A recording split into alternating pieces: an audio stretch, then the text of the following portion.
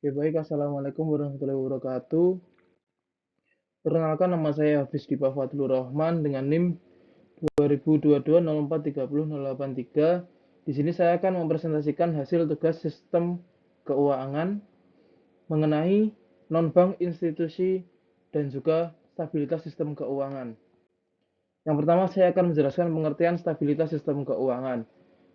Stabilitas sistem keuangan merupakan fondasi yang krusial bagi pertumbuhan ekonomi yang berkelanjutan dan kesejahteraan masyarakat. Sistem keuangan yang stabil memastikan efisiensi dalam alokasi sumber daya, memfasilitasi transaksi ekonomi, dan menyerap guncangan eksternal tanpa mengganggu aktivitas ekonomi yang signifikan.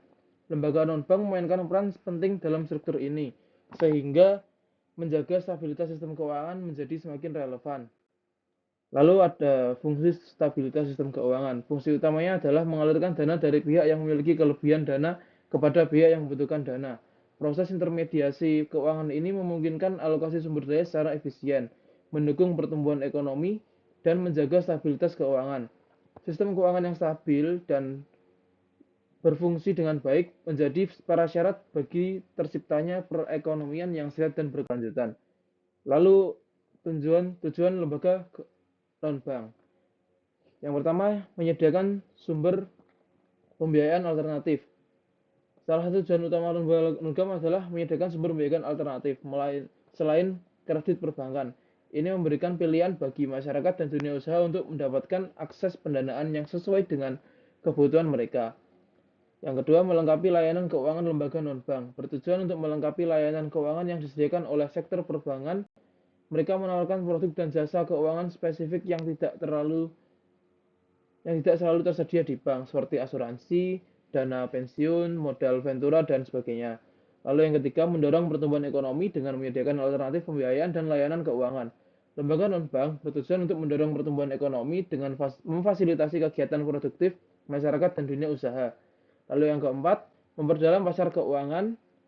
Keberadaan lembaga non-bank bertujuan untuk memperdalam pasar keuangan dengan meningkatkan likuiditas dan menyediakan lebih banyak instrumen investasi bagi masyarakat.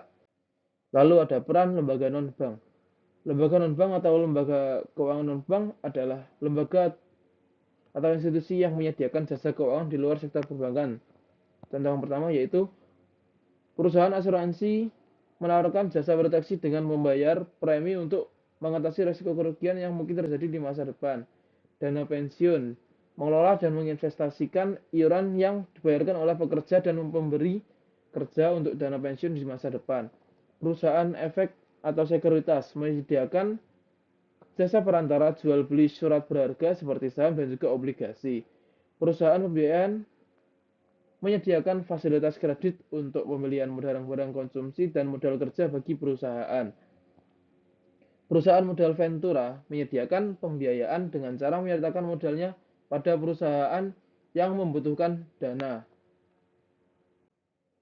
Lalu ada kendala lembaga non-bank.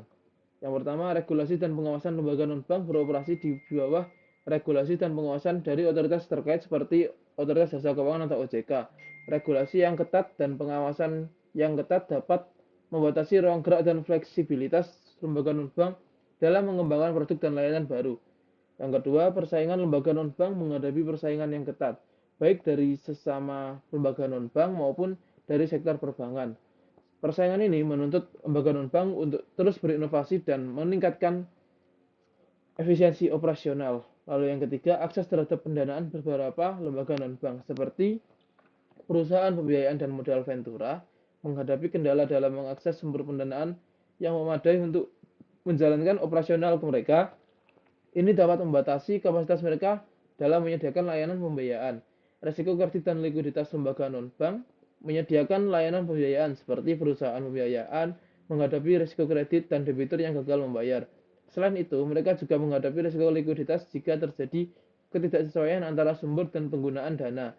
Lalu yang kelima, sumber daya manusia. Lembaga non-bank membutuhkan sumber daya manusia yang kompeten dan terampil dalam bidang keuangan untuk mengelola operasional mereka dengan baik. Terkadang terdapat kendala dalam merekrut dan mempertahankan tenaga kerja yang berkualitas. Lalu ada manfaat lembaga non-bank. Yang pertama, menyediakan sumber pembiayaan alternatif di luar kredit perbankan seperti leasing, modal ventura, anjak piutang, dan lainnya. Ini memberikan pilihan sumber pendanaan bagi masyarakat dan dunia usaha. Mendukung aktivitas ekonomi dengan menyediakan berbagai layanan keuangan. Lembaga non-bank mendukung aktivitas ekonomi masyarakat seperti investasi, proteksi risiko, dan pengembangan usaha. Lalu yang ketiga, memperdalam pasar keuangan. Keberadaan lembaga non-bank memperdalam pasar keuangan dengan menawarkan produk dan instrumen keuangan yang beragam, sehingga meningkatkan likuiditas dan efisiensi pasar. Menyebarkan risiko lembaga non-bank membantu menyebarkan risiko di luar sektor perbankan, sehingga risiko tidak terkonsentrasi pada satu sektor saja. Ini meningkatkan stabilitas sistem keuangan secara keseluruhan. Melindungi kepentingan masyarakat. Beberapa lembaga non-bank seperti asuransi dan dana pensiun melindungi kepentingan masyarakat dengan menyediakan proteksi dan jaminan keuangan. Lalu yang terakhir, menciptakan lapangan kerja industri. Lembaga non-bank menciptakan lapangan kerja baru di sektor jasa keuangan seperti agen asuransi, pialang saham, dan lainnya.